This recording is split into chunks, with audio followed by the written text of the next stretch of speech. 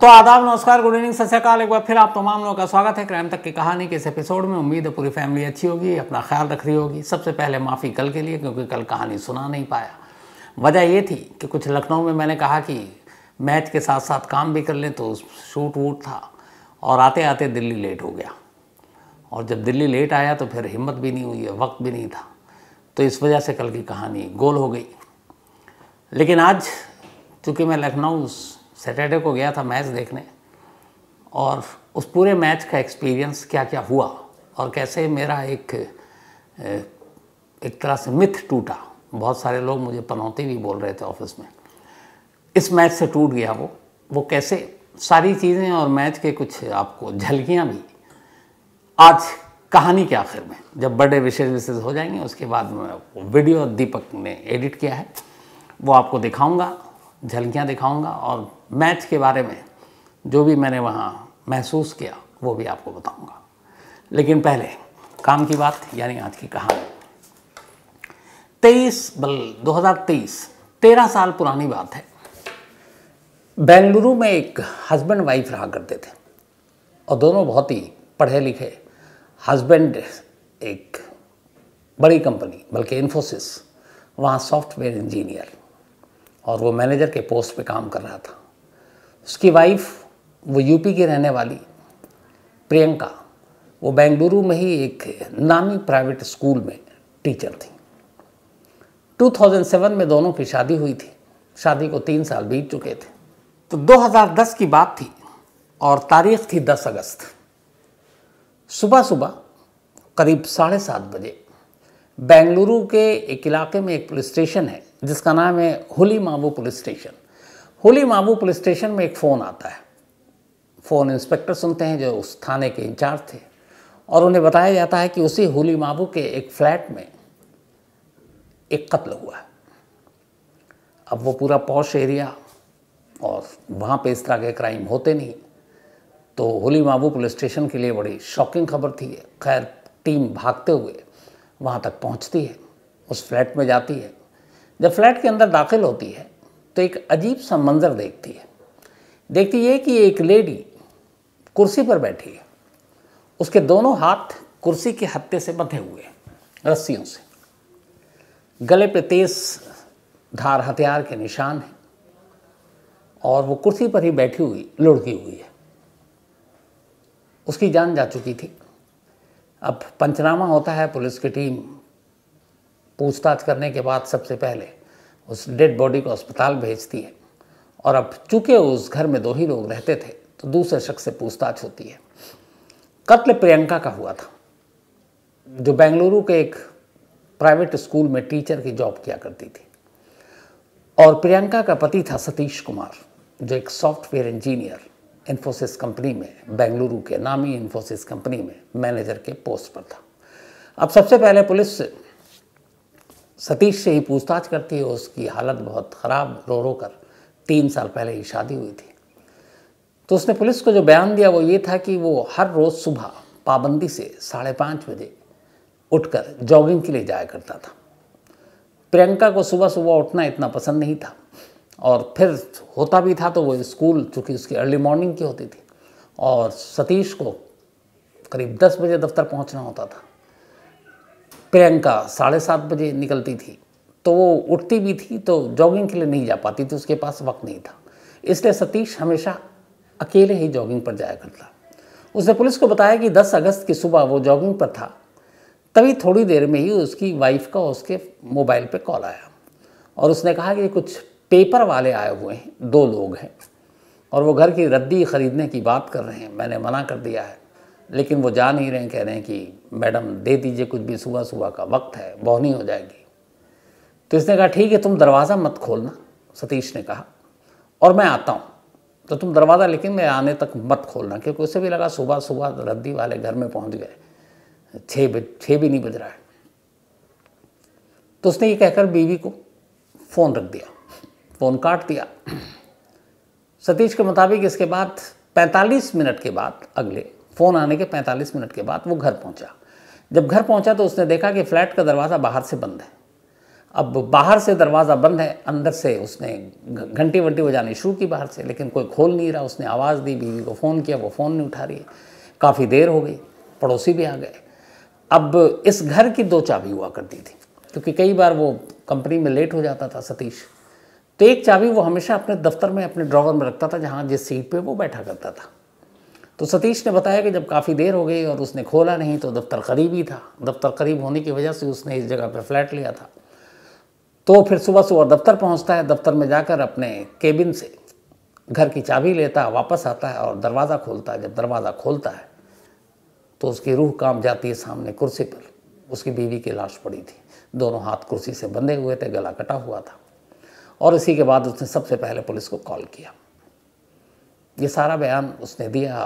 Police ने मामले की तफ्तीश शुरू की, लेकिन 1 दिन 2 दिन बीत गया, कोई कातिल, कोई क्लू नहीं, कोई चश्मदीद नहीं। किसी पड़ोसी ने भी कुछ नहीं देखा। जिस फ्लैट में था वहाँ पे कोई आसपास में सीसीटीवी कैमरा भी नहीं था जिससे कोई क्लू मिले। तो बेंगलुरु पुलिस, ख़ासतौर पर ये होले माबू पुलिस, परेशान, क्लूलेस, कातिल या कत्ल की वजह के बारे में कोई जानकारी नहीं।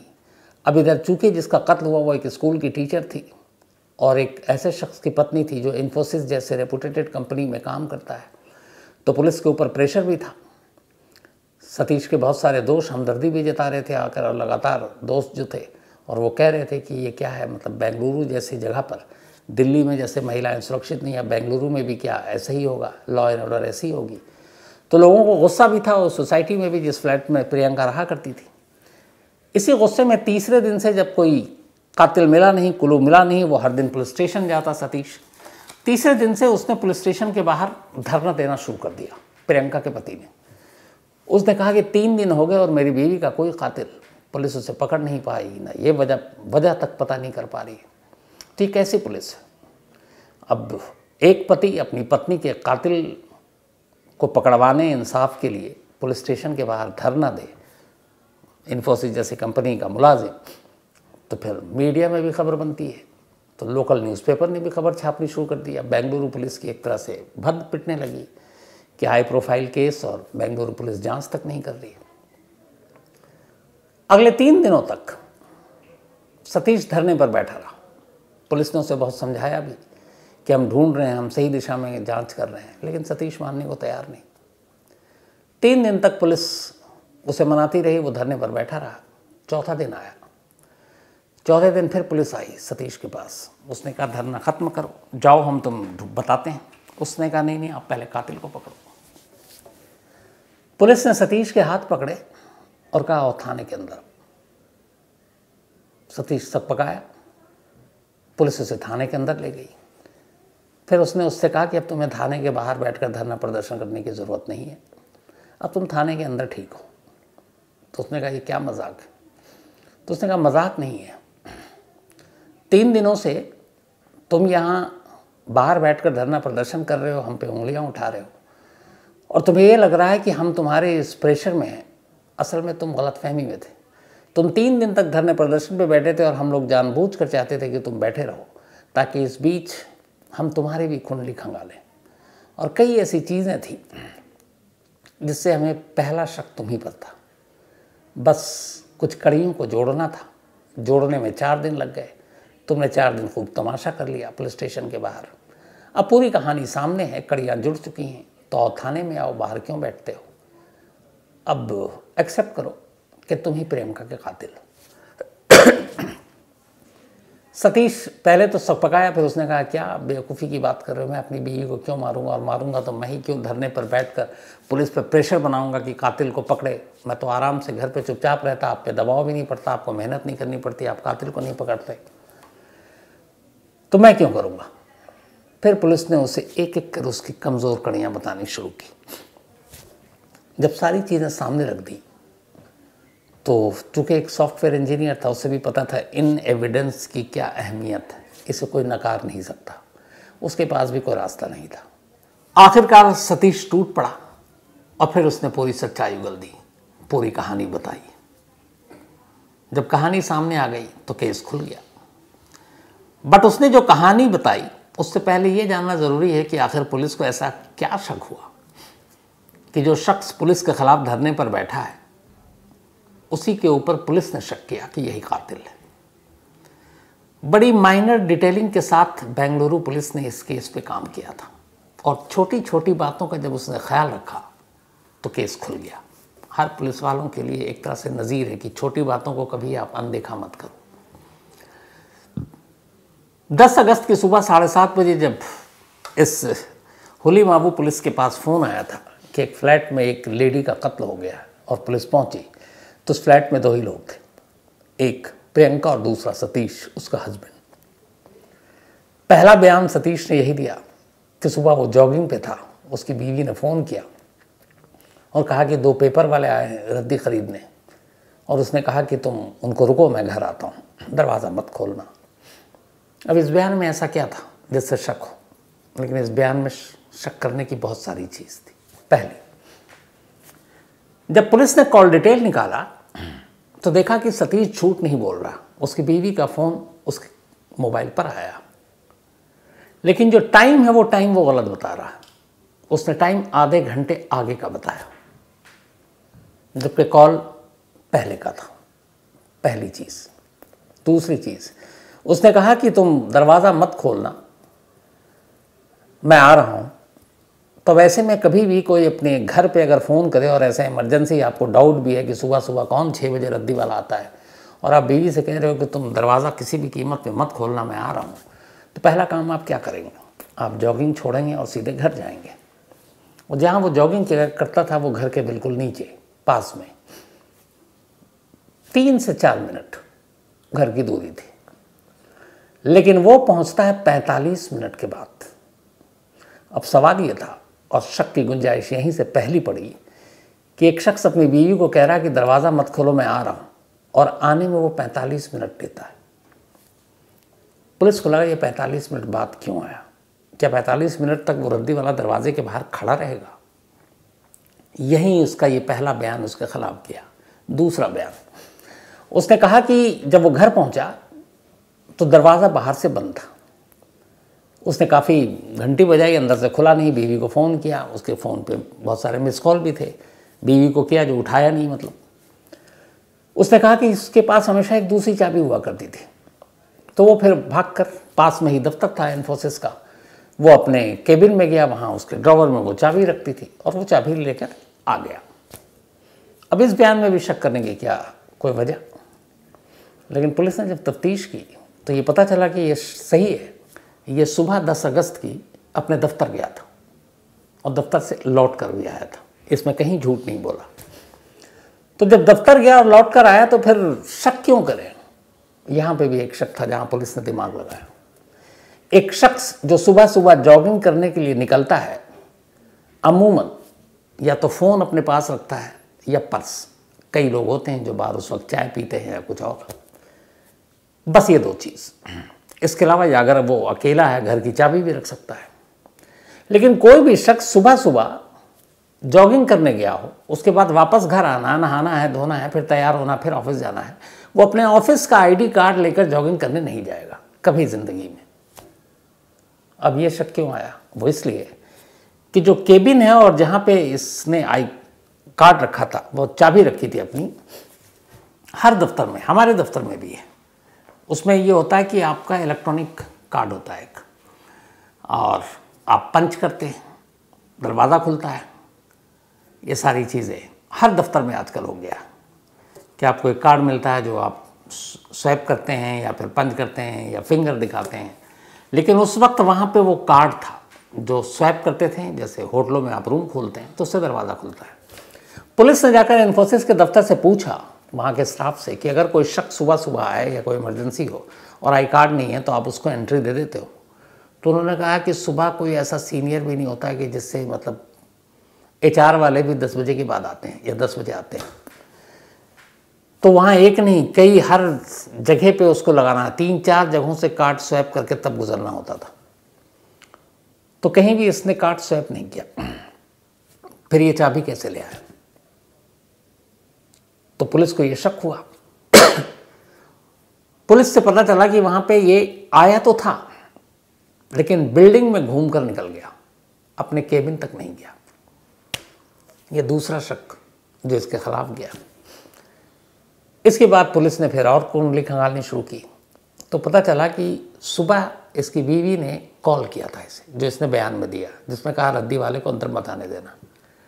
लेकिन जब पुलिस ने उस कॉल के डिटेल निकाला तो देखा कि जहाँ से कॉल किया गया और जहाँ से रिसीव हुआ दोनों का लोकेशन एक ही जगह दिखा रहा है, दूर नहीं है। तो फिर इसका मतलब यही हो सकता है कि उसने अपनी बीवी का कत्ल किया, उसके बाद बीवी का फ़ोन उठाया, ख़ुद को एक कॉल किया और ख़ुद ही कॉल को छोड़ दिया 30-40 सेकंड तक रिसीविंग मोड में, फिर कॉल बंद कर दिया और उसके बाद निकल गया। तो ये सारी चीज़ें आई, पुलिस ने उससे पूछा, उसने कहा यही किया था। तो अब कातिल पुलिस की गिरफ्त में था, सिर्फ एक चीज़ जाननी थी।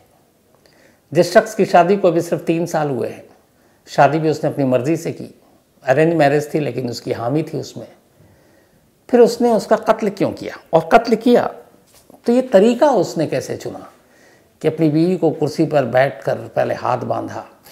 क्या उसने अपनी बीवी के हाथ जिंदा रहते हुए बांधे थे या कत्ल करने के बाद उसको कुर्सी पर बिठाया? और वजह क्या थी? उसने अपनी बीवी का कत्ल क्यों किया? तो फिर आगे की कहानी सतीश ने बताई। शुरुआती कड़ियां तो पुलिस ने जोड़ दी। 2007 में सतीश की प्रियंका से शादी हुई थी। सतीश बेंगलुरु का रहने वाला था, वहीं पैदा हुआ, वहीं पला बढ़ा। सतीश के माँ बाप को एक लड़की की तलाश थी। इत्तेफाक से प्रियंका बेंगलुरु पहुंची, यूपी की रहने वाली, और वहाँ के डीपीएस स्कूल में उसको एक टीचर की नौकरी मिल गई। वहाँ नौकरी करने लगी, दिखने में अच्छी, ठीक ठाक नौकरी, पढ़ी लिखी। सतीश के घर वालों को लड़की बहुत पसंद आ गई। उन्होंने सतीश को दिखाया, सतीश को भी वो अच्छी लगी। तो दोनों परिवार की सहमति से 2007 में शादी हो गई। अब शादी के बाद एक नई कहानी शुरू होती है।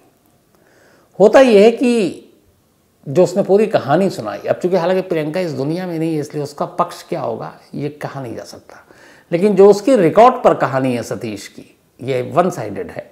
दूसरे साइड का मैं भी नहीं बता सकता आपको, क्योंकि उसको बताने के लिए उसका जिंदा होना ज़रूरी था। तो जो सतीश के साइड की कहानी पूरी है, जो कत्ल की वजह, वो उसने जो पुलिस में बताया, बयान दिया, वो ये है कि शादी के वो शुरू से ही अपने गले में एक लॉकेट पहना करता था। उस लॉकेट में 2 तस्वीरें हुआ करती थी, एक उसके माँ की, एक बाप की। जब शादी हो गई तो प्रियंका ने जब वो लॉकेट देखा और तस्वीरें देखी तो पहली बार उसने ये कहा कि तुम ये अपने मम्मी पापा की तस्वीर हटा दो और इसमें सिर्फ मेरी तस्वीर लगाओ। ये पहली चीज़ हुई। फिर उसने कहा ये अपने माँ बाप के साथ ही रहता था। कुछ वक्त के बाद प्रियंका ने कहा कि अब मम्मी पापा के साथ नहीं रहना, अलग रहते हैं, कहीं अलग चलकर। सतीश जाना नहीं चाहता था, लेकिन माँ बाप ने कहा कि ठीक है, चाहती है बहू तो चले जाओ। अब वो अलग आ गया, अलग रहने लगा। लेकिन इसके बाद सतीश अपने माँ बाप से मिलने जाए तो प्रियंका को वो भी ठीक नहीं लगे, तो उसको लेके झगड़ा शुरू होता था। इस दौरान में प्रियंका लगातार अपने मम्मी पापा से बात कर रही होती, तो जब भी वो बात करती, सतीश उसको बात करते हुए देखता तो उसके अंदर एक गिल्ट आता कि इसके रिश्ते तो इसके माँ बाप के साथ वैसे ही हैं, डेली बातचीत होती है, लेकिन इसकी वजह से मैंने अपने माँ बाप को कहीं छोड़ दिया। तो ये गिल्ट उसके अंदर था कि मुझे शायद नहीं छोड़ना चाहिए था। लेकिन फिर भी दोनों साथ रह रहे थे, झगड़े लड़ाई के बीच में। लेकिन फिर जुलाई 2010 में सतीश एक ज़मीन खरीदता है और उस ज़मीन पे उसको अपना एक घर बनाना था। जब उसने ज़मीन खरीद लिया तो अब भूमि पूजन होनी थी, और भूमि पूजन की तारीख जो थी वो अगस्त के पहले हफ्ते में थी। सारी तैयारी हो गई, भूमि पूजन होनी थी जिस दिन, सब हो गई। प्रियंका के माँ बाप भी यूपी से पहुँचे। इधर सतीश भूमि पूजन में बिजी है। तभी सतीश के माँ बाप भी भूमि पूजन में पहुँच गए। जब वो पहुँचे तो प्रियंका वहीं पर थी। उसने उन्हें देखकर वापस लौटा दिया। उन्होंने कहा कि ये आपकी नहीं, ये हमारी अपनी ज़मीन है, हम पति पत्नी की, हमने अपने पैसे से ख़रीदा है, तो इसमें आपका कोई लेना देना नहीं है, तो इसलिए आप इस भूमि पूजन से दूर रहें। बहू के मुँह से ये बात सुनकर सतीश के माँ बाप लौट गए। इत्तेफाक से ये बात सतीश को पता चल गई। जिस दिन ये पता चली उसी दिन सतीश ने ठान लिया कि अब वो प्रियंका से बदला लेगा और वो उसे मारेगा। और इसी के बाद उसने पूरी प्लानिंग की। अब प्लानिंग ये कि कत्ल कैसे करें और कैसे ये एक लूटपाट लगे। अगस्त फर्स्ट वीक की बात थी, चौथे या पांचवें दिन भूमि पूजन हो गया, लेकिन वो अनजान बना रहा कि उसके माँ बाप को प्रियंका ने लौटा दिया और उसे कोई जानकारी इस बारे में। अब भूमि पूजन से प्रियंका बहुत खुश थी, तो उसी दौरान 2-3 दिन के बाद वो एक बहुत बड़ी पेंटिंग लेकर आता है। उस पेंटिंग में प्रियंका की तस्वीर थी, बड़े साइज की। उसको वो दीवार पे टांग देता है सुबह सुबह, और प्रियंका को पता नहीं है, रात की बात है, रात को उसने टांग दिया। सुबह सुबह वो प्रियंका को उठाता है क्योंकि उसे पता है ये स्कूल जाती है। उठाने के बाद कहता है कि तुम्हारी आंखों पे पट्टी बांधनी, मुझे एक सरप्राइज लाया हूँ तुम्हारे लिए गिफ्ट।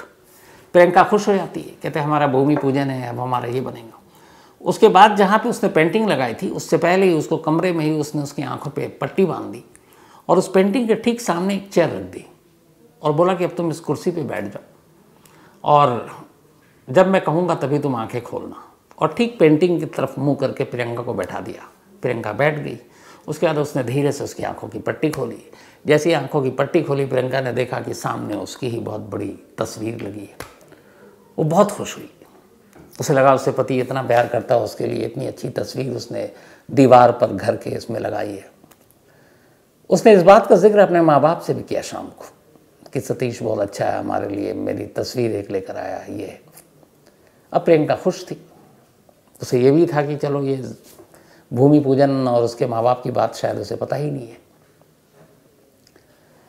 ये चीज़ पहला रिहर्सल था, हो गया। अब उसी दिन जब ये खुश होकर गई, तब उसने कहा कि नेक्स्ट वीक तुमको इससे भी बड़ा एक बिग सरप्राइज देंगे, तैयार रहना। अब प्रियंका को लगा कि यार इसने गिफ्ट दिया, अगला क्या हो सकता है। वो इसी डेली पूछे, वो कहे कि बस सरप्राइज है। वो सरप्राइज डे आ गया 10 अगस्त। 10 अगस्त की सुबह 5:30 बजे ही जब जॉगिंग पे जाता है सतीश, जॉगिंग पे जाने की बजाय वो उठा और उसने सीधे प्रियंका को उठाया। प्रियंका को बोला कि आज तुम्हारे लिए सरप्राइज गिफ्ट है। वो खुश हो गई, बोला चलो। उसने फिर वहीं कुर्सी पर बैठाया उसकी तस्वीर के सामने। बिठाने के बाद उसने कहा कि देखो तुम अपने हाथ से छू कर पता कर लोगी कि क्या मैं दे रहा हूँ। उसने कहा मुझे पता है तुम शायद हीरे का हार लेकर आई हो।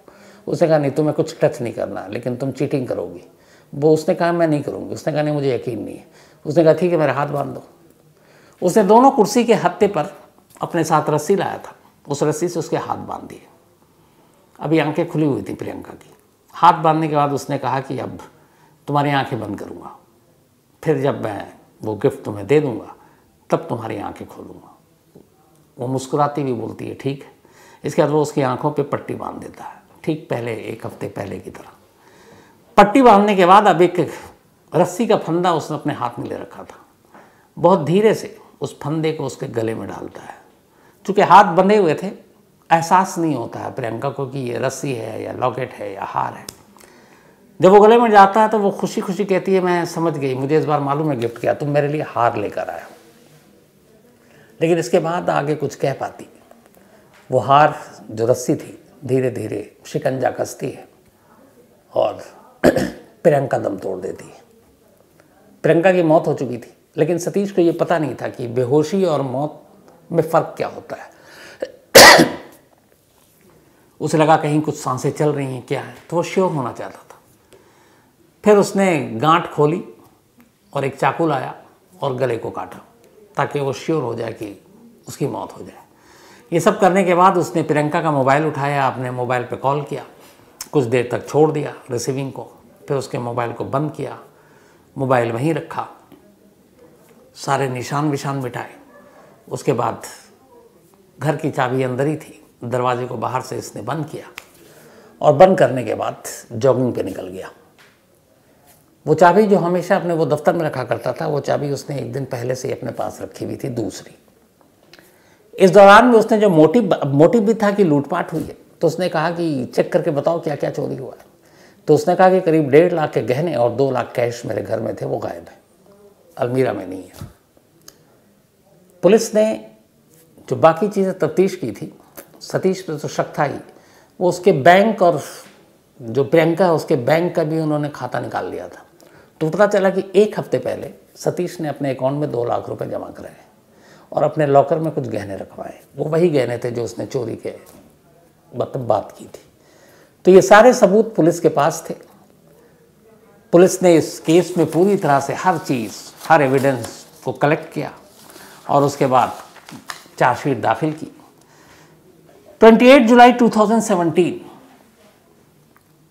कर्नाटक की सेशन कोर्ट ने अपना फैसला सुनाया और सतीश को लाइफ इम्प्रिजमेंट यानी उम्र कैद की सज़ा दी। सतीश ने इस फैसले को हाई कोर्ट में चुनौती दी। हाई कोर्ट ने भी उसके इस लोअर कोर्ट के फैसले को बरकरार रखा। हालांकि जेल जाने के बाद उसने जेल के हर एक जो सजा याफ्ता कैदी होते हैं काम दिया जाता है, तो ये पढ़ा लिखा था काफ़ी। तो इससे पूछा गया तो उसने कहा मैं जेल के कैदियों को पढ़ाई लिखाई में मदद करूंगा, जो कंपटीशन एग्ज़ाम देना चाहते हैं, जो कुछ करना चाहते हैं। तो फिर इसने वहाँ के कैदियों को पढ़ाना शुरू किया और कहते हैं कि इसके पढ़ाई में बहुत सारे कैदियों ने डिग्रियाँ भी ले ली। ये एक अच्छा टीचर बन गया। अपने इसी अच्छे चाल चलन की इसने हवाला देते हुए फिर हाई कोर्ट में दोबारा वो कहा कि मेरी सज़ा पे गौर करे, मुझे रहम दें। लेकिन अदालत ने ये कहा कि चलो ठीक है, तुम्हारा जेल में अच्छा है, तुम पढ़ा लिखा रहे हो, तो जो उम्र कैद के साथ तुम्हें जुर्माने की रकम दी गई है कि ये जुर्माना भी भरना होगा, वो रकम माफ़ करते हैं, लेकिन रहोगे तुम जेल में, क्योंकि इस जेल में जो तुम अच्छा काम कर रहे हो उसके लिए उस बुरे काम को तुम नहीं माफ़ किया जा सकता जो तुमने किया था। तो आज की तारीख में भी सतीश जेल में अपनी उम्र कैद की सज़ा काट रहा है। ये थी आज की कहानी। कहानी ख़त्म करूँ उससे पहले वही अपना सिलसिला और उसके बाद मैच के बारे में बातें। तो आज मार्टिना मल्होत्रा जी, इनका बर्थडे है, हैप्पी बर्थडे मार्टिना। और मुकेश मल्होत्रा एंड ध्रुव मल्होत्रा ने भेजा है। इसके अलावा सिद्धार्थ कुमार का भी आज जन्मदिन है, तो हैप्पी बर्थडे सिद्धार्थ। वैष्णवी कोके, इनका भी आज बर्थडे है, तो हैप्पी बर्थडे वैष्णवी। और ये तुषार विजय कोके ने भेजा, उनकी वाइफ हैं। साथ ही मौर्या, इनका भी बर्थडे है, हैप्पी बर्थडे मौर्या। और ये लुइस की डॉटर हैं। सलमान खुर्शीद, इनका भी आज जन्मदिन है, तो हैप्पी बर्थडे सलमान। इसके अलावा सुधीर कुमार बिश्नोई, इनका भी आज बर्थडे है, तो हैप्पी बर्थडे सुधीर। और ये राजा राम बिश्नोई के बेटे हैं। मुरली थाती पामुला, तो मुरली थाती पामुला 29 को इनका था, तो बिलेटेड हैप्पी बर्थडे मुरली। साथ ही वॉल्टर प्रधान, इनका भी 29 को था, belated happy birthday. Ankit Yadav का भी जन्मदिन है, तो हैप्पी बर्थडे अंकित। और ये भेजा है अंबुज यादव ने। साथ ही अनु अग्रवाल 29 को इनका भी था, तो बिलेटेड हैप्पी बर्थडे अनु। और ये भेजा है रौनक गोयल जी ने, ये उनके हस्बैंड हैं। और रौनक गोयल जी का बर्थडे जो है वो 30 को था। तो अनु जी आपको और रौनक जी आपको, दोनों पति पत्नी को, आप दोनों की जन्मदिन की बहुत बहुत बधाई। रफ्तार खान, इनका भी आज जन्मदिन है, तो हैप्पी बर्थडे रफ्तार। और ये भेजा अविनाश जनागल ने। साथ ही हर्षिता परिहार, इनका भी बर्थडे है, तो हैप्पी बर्थडे हर्षिता। और ये विष्णु परिहार की बिटियां हैं। प्रखर सिंह चंडेल, इनका भी जन्मदिन है, हैप्पी बर्थडे प्रखर। इसके अलावा श्रीकांत तिवारी, ये भेजा उन्होंने। साथ ही केशवी जहारिया, इनका भी जन्मदिन है, तो हैप्पी बर्थडे केशावी। और केशावी बोल के अब अवनीश कुमार, अवनीश शर्मा ने भेजा है। ये रहा। बाकी बहुत सारे लोगों ने मैच के बारे में आज बातचीत की है, तो अब मैं वही इसके बाद जब लास्ट में आपको वो वीडियो भी दिखाऊंगा जो पता नहीं दीपक ने क्या बनाया। विनोद शिकारपुरी भी मैच देखने गए थे, तो मैं 3 लोग थे हम, मैं शिकारपुरी और मैं वाइफ को भी ले गया था। तो दिल्ली से लखनऊ पहुँचे और लखनऊ में मैच देखा। पास बड़े अच्छी जगह की थी, बिल्कुल जहाँ से मैं जब भी देखने की कोशिश होती है तो विकेट के सामने बैठकर, ताकि बॉल की मूवमेंट पता चले, दाएं और बाएं से स्विंग हो रही है या फिर स्लिप में या कीपर के हाथ में कैच, वो दिखता नहीं है। बहुत सारे क्राइम तक फैमिली मेंबर मिले स्टेडियम के। और शायद मैंने अब ज़िंदगी में पहली बार ऐसा होगा कि बहुत सारे लोगों को उस दिन निराश भी किया और उनसे माफ़ी मांगता हूँ, इसलिए कि मुझे ना टॉस देखना था होते हुए पहले, क्योंकि मेरा टॉस पे था कि कौन जीतता है, क्या बैटिंग होगी। तो टॉस का इधर वक्त हो रहा है और उधर स्टेडियम में मैं दाखिल हो रहा हूँ। पहुँच तो पहले गया था, भीड़ बहुत थी, 50,000 लोग थे। तो बहुत सारे फैमिली वाले, अब वो जब भी मिले तो फिर मैं उनसे यही कि तसल्ली से बात या फ़ोटो मैच के बाद, क्योंकि उस चक्कर में अगर रहता तो फिर मेरे आधा घंटा तो वहीं निकल जाते। तो बहुत सारे लोगों को मैंने प्यार से मना भी किया। फिर कभी अच्छे उसमें मिलेंगे तो ज़रूर तस्वीरें होंगी। उसके बाद स्टेडियम में पहुंचा। इंडिया टॉस हार चुकी थी, जिसका मुझे बड़ा अफसोस हुआ। और उसके बाद एक बहुत सारे लोग, मैं जब भी इंडिया का मैच, अब तक मैंने ये शायद 9वां मैच है मेरा या 10वां, 9 पहले देख चुका था, जब भी देखा इंक्लूडिंग टेस्ट मैच तो इंडिया हारी। कभी भी जब मैं ग्राउंड में रहा हूँ तो इंडिया को मैंने जीतते हुए नहीं देखा था। कल जब टॉस हारे तो मुझे लगा कि ये सिलसिला जारी रहेगा मेरी मनहूसियत का, कि मैं पहुँचूँ और इंडिया हार जाती। कई लोग पनौती भी बोलते हैं, फिर भी पहुँचा। उसके बाद शुरुआत हुई, 3 विकेट धड़धड़ा कर गिर गए, कोहली आउट, वो भी 0 पे, पहली बार इस टूर्नामेंट में। मैंने कहा मेरे जो सिलसिला चल रहा है शायद आज भी पीछा नहीं छोड़ रहा है। लेकिन रोहित शर्मा, उस वक्त तो मन किया था निकल दूँ, लेकिन रोहित शर्मा खड़े थे और मैंने कहा कि यार जब तक रोहित शर्मा है मैं मैदान नहीं छोड़ूंगा। एक आउट भी दे दिया, लेकिन रिव्यू लिया, बच गए। और फिर रोहित शर्मा की एक छक्का तो बिल्कुल हम लोगों के बराबर में आकर गिरा था। फिर उन्होंने 3 छक्के मारे। फिर मैंने सूर्य कुमार यादव की बैटिंग देखी, जो छक्का, और ग्राउंड का जो एटमॉस्फेयर था, मतलब बच्चा बन गया था मैं भी। तो वो सारी चीज़ें, और ख़ास तौर पर जब वो मैच शुरू होने से पहले दोनों टीमों का नेशनल एंथम बजता है, उस वक्त रोंगटे खड़े हो जाते हैं। और 50,000 के साथ अगर आप वो गा रहे हो तो फिर अलग ही आप दुनिया में पहुंच जाते हो। इसके बाद 230 बना। हालांकि मैं जब विकेट था तो मैं समझ गया था कि अगर 225 के ऊपर पहुंच जाएंगे, और ये मैं तारीफ़ नहीं कर रहा हूँ, मैंने सबको कहा कि अगर 225 प्लस कर लिया तो ये मैच हम जीत जाएंगे। जो बहुत सारे बैठे हुए थे मेरे पीछे, कुछ बच्चे थे, वो बार बार बेचारे अपने पेरेंट्स के साथ आए थे। जब विकेट गिरे तो वो कहे पापा इंडिया हार जाएगी, इंडिया हार जाएगी, और वो कहें कि नहीं हारेगी। तब मैंने 1-2 को कहा बेटा 225 जीत जाएंगे हम। तो वो भी समझाने लगे, और 225 की जगह 230 बना। लेकिन पहला जब सेकंड इनिंग शुरू हुई और 3-4 ओवर में हमारे 30 रन ही ठुक गए हमारे, तो लगा यार गड़बड़ हो रहा है। लेकिन फिर 5वें ओवर से जो करिश्मा शुरू हुआ, और एक साथ एक कर, पहले बुमराह, फिर शामी, फिर कुलदीप, फिर तो सीधे सीधे हम कहाँ 225-30 बहुत कम लग रहा था, 100 रन से मैच जीत गए। और उसके बाद वो फ्लड लाइट, फिर वो लाइटिंग, आतिशबाजी, मतलब कोई जवाब नहीं। हालांकि एक सच्चाई ये भी है कि जो टीवी पे बैठकर आप मैच देखते हैं ना, वो बड़ी क्लोजली दिखाते हैं। जैसे कई बार ऐसा हुआ कि दाएं बाएं बात कर रहे हैं, उतने में आउट हो गया, तो ग्राउंड में हालांकि स्क्रीन है लेकिन वो वैसे नहीं। तो मैच टीवी पे ज़्यादा बेहतर दिखाई देता है, इसमें कोई शक नहीं। लेकिन अगर आपको माहौल चाहिए तो फिर ग्राउंड से बेहतर कोई जगह नहीं। तो उसी मैच और उन सारी चीज़ों की कुछ बेवकूफ़ियों की झलकियाँ बनाई है, तो देखिए और अपने बताइएगा कैसा रहा, क्या रहा। और बहुत सारे लोग आने और जाने के दौरान भी बहुत सारे क्राइम तक फैमिली मेंबर मिले, उन सबसे भी बात हुई, तो अच्छा रहा कुल मिलाकर। तो ये झलकियाँ देखिए और कल बात करेंगे। तो अपना ख्याल रखिएगा। Thank you very much.